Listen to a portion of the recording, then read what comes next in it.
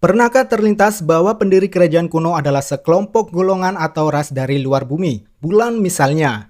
Selamat datang di Nemi Review dan kali ini kita akan membahas seputar asal-usul orang-orang dari kerajaan kuno.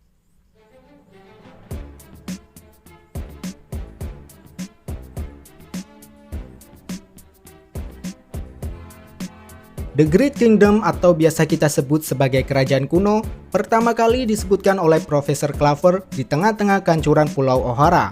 Sebagaimana dia menjelaskan pada Gorosei bahwa dia tahu mengapa mereka takut dengan peristiwa abad kekosongan. Hal ini dikarenakan peristiwa tersebut akan berkaitan dengan bagaimana kerajaan kuno itu berdiri yang diyakini kerajaan tersebut mempunyai power, cita-cita yang kuat yang apabila jejak-jejaknya diketahui atau dibangkitkan kembali maka akan menjadi ancaman bagi pemerintah dunia. Sampai sekarang masih belum diketahui mengapa pengetahuan tentang kerajaan ini menjadi ancaman bagi pemerintah dunia. Profesor Claver tampaknya yakin bahwa sejarah kerajaan kuno dapat menjawab pertanyaan terkait ketakutan mereka. Nama kerajaan itu sendiri dikatakan sangat penting dan dijelaskan oleh Profesor Claver bahwa hal ini adalah kunci untuk memahami abad kekosongan. Sayangnya sebelum dia menyebutkan nama kerajaan, dia sudah ditembak dulu oleh anggota Cyberpol dan informasi lebih lanjut masih belum terungkap sampai detik ini.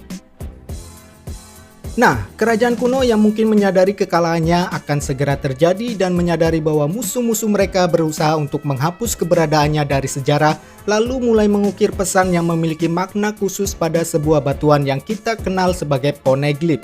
Pekerjaan itu kemudian dipercayakan pada klan Kozuki, dan setelahnya batuan tersebut disebarkan di lokasi khusus di seluruh dunia. Mereka mengharapkan generasi-generasi berikutnya mampu memahami atau mengetahui pesan yang tertulis dalam poneglyph. Sayangnya pemerintah dunia sudah melarang segala macam bentuk penelitian terhadap poneglyph. Praktis hal ini akan semakin mempersempit terbukanya fakta sejarah seputar kerajaan kuno. Mengingat poneglyph adalah satu-satunya sumber informasi tersisa tentang kerajaan kuno maupun peristiwa abad kekosongan. Poneglyph sejauh ini telah mengungkap informasi tentang 3 senjata kuno yang semuanya mampu menghancurkan massal dalam skala global. Mungkin saja orang-orang kerajaan ini terlibat dalam desain dan pembuatan senjata yang sangat kuat ini. Sekali lagi ini menunjukkan bahwa sebagai manusia, mereka mungkin telah sangat maju dalam teknologi. Namun tujuan dari senjata ini serta mengapa kerajaan menciptakannya masih belum ditemukan.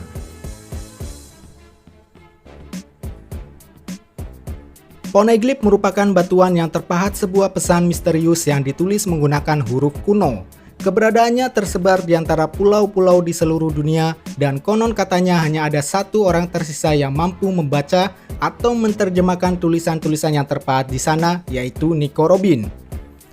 Nah, sejauh ini poneglyph yang diperlihatkan ada 3 jenis.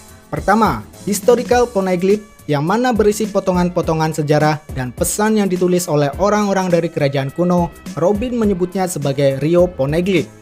Kemudian yang kedua ada instructional poneglyph yang berisi instruksi atau petunjuk tentang lokasi historical poneglyph. Dan yang terakhir adalah road poneglyph yang merinci sebuah lokasi. Lokasi gabungan yang dirinci oleh keempat road poneglyph yang kemudian mengarah pada tempat yang bernama Laftel. Menurut Tamago dalam One Piece chapter 846 mengatakan bahwa keseluruhan poneglyph berjumlah total 30 buah. Termasuk di dalamnya ada 4 buah road poneglyph. 2 diantaranya dimiliki Kaido dan Big Mom, sementara 1 ada di Zou dan 1 lagi masih belum diketahui keberadaannya.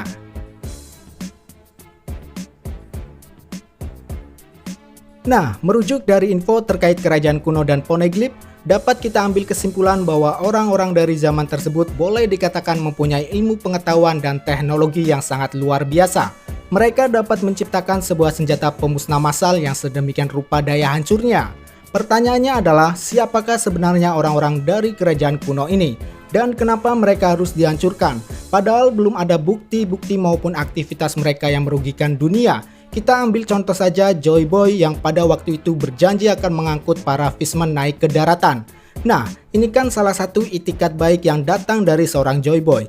Jadi tidak ada kegiatan-kegiatan jahat yang mereka jalani. So, siapakah sebenarnya mereka ini?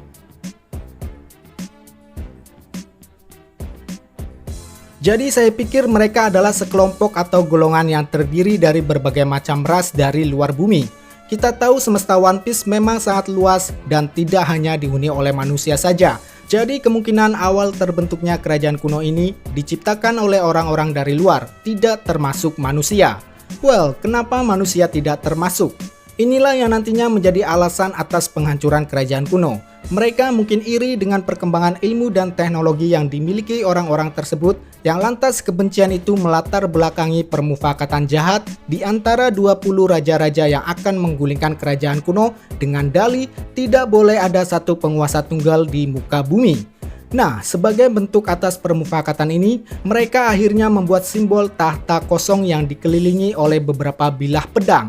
Nah, nantinya mereka juga menginisiasi sebuah pertemuan atau forum yang kita kenal sebagai Reverie untuk membicarakan isu-isu penting terkait stabilitas dunia. Coba perhatikan sekali lagi raja-raja yang menghadiri forum Reverie. Sebagian besar adalah ras manusia kecuali Raja Neptune. Ini sedikit membuktikan bahwa ada kebencian manusia atas pencapaian orang-orang dari kerajaan kuno atau mungkin kebencian terhadap ras selain manusia. Contohnya saja manusia ikan yang sering menerima intimidasi sekalipun Neptune ada di sana. Nah, jadi jika manusia tidak termasuk di dalamnya, maka bagaimana kaitannya dengan keturunan D atau mungkin klan Kozuki yang keduanya diketahui merupakan golongan manusia dan diyakini mempunyai hubungan dengan kerajaan kuno? Well, sebelum menjawabnya, mari coba kita perhatikan beberapa simbol ini. Jika kita perhatikan, maka kita akan melihat satu lingkaran besar yang dikelilingi oleh 8 lingkaran kecil. Nah, hal ini juga sama dengan apa yang kita lihat dari bola dunia yang diperlihatkan di perpustakaan Ohara, satu bumi yang dikelilingi oleh 8 bulan. Jadi kembali ke awal, bahwa nenek moyang kerajaan kuno kemungkinan besar berasal dari luar atau kita sebut sebagai bulan-bulan yang mengelilingi bumi, yang kemudian membawa kemajuan peradaban mereka ke bumi, yang pada akhirnya membuat manusia-manusia bumi kesal akan kemajuan mereka dan lantas menggulingkan mereka. Nah, ketika 20 kerajaan ini bersatu untuk menggulingkan kerajaan kuno, ada satu kerajaan yang dirasa kurang puas atau mungkin tidak sepakat atas perbuatan mereka, yaitu kerajaan Alabasta. Ketika 19 keturunan raja-raja ini tinggal di Marijois, Alabasta sendirilah yang memutuskan untuk tetap tinggal di tanah mereka. Satu hal yang membuat Alabasta memilih untuk tetap tinggal di bumi mereka adalah karena adanya Poneglyph. Ya, coba baca atau tonton kembali alur cerita yang mencakup keberadaan Poneglyph, baik di Alabasta, Skype, ataupun Fishman Island. Meski tidak diungkap secara langsung, namun terdapat indikasi bahwa mereka seakan sedang diberi misi oleh leluhurnya masing-masing untuk menjaga Poneglyph sampai ada seseorang yang mampu menerjemahkan atau mengetahui maksud dari isinya. Jadi kesimpulannya adalah, orang-orang dari kerajaan kuno yang datang ke bumi boleh jadi berniat untuk menjalin hubungan baik juga dengan para manusia bumi. Mereka yang datang dari luar tidak berusaha untuk sekedar menguasai dan menghabiskan sumber daya yang ada di bumi saja, melainkan juga membagi pengetahuannya dengan para manusia. Mungkin saja ras T adalah keturunan atas perkawinan antara orang kerajaan kuno dan ras manusia, sehingga di kemudian hari manusia-manusia di ini dianggap sebagai keturunan iblis oleh kaum naga langit karena mereka mungkin menganggap sebagai manusia tetapi mempunyai darah keturunan orang-orang kerajaan kuno. Nah, kemudian terkait klan Kozuki. Seperti yang kita ketahui bahwa mereka adalah manusia yang bertanggung jawab atas pahatan-pahatan yang ada di Poneglyph. Nah, tulisan yang mereka pahatkan awalnya memang berasal dari kerajaan kuno yang tujuannya telah diungkap oleh Profesor Clover, yaitu sebagai sebuah pesan untuk generasi-generasi keturunan kerajaan kuno untuk nantinya mereka ungkap. Nah, klan Kozuki yang hidup di Wano pada akhirnya sudah memutuskan sendiri bahwa mereka adalah negeri yang tertutup dan tidak terbuka untuk sembarang orang.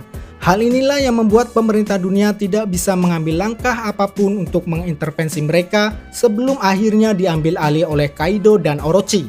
Tertutupnya mereka boleh jadi sebagai bentuk kewaspadaan terhadap para manusia-manusia terdahulu yang bermufakat untuk menjatuhkan kerajaan kuno. Nah, mereka yang dipercaya Joy Boy untuk memahat Poneglyph sudah barang tentu akan melaksanakan pekerjaannya hingga sampai pesan-pesan yang terpahat dalam Poneglyph berhasil terungkap oleh generasi keturunan mereka. Jadi baik itu keturunan Di maupun klan Kozuki, keduanya adalah manusia yang bersekutu dengan kerajaan kuno. Saya beranggapan bahwa orang-orang luar yang membentuk atau menciptakan kerajaan kuno adalah termasuk datang dari 3 golongan berikut ini, yaitu manusia ikan, Sandia, dan mungkin saja suku Ming.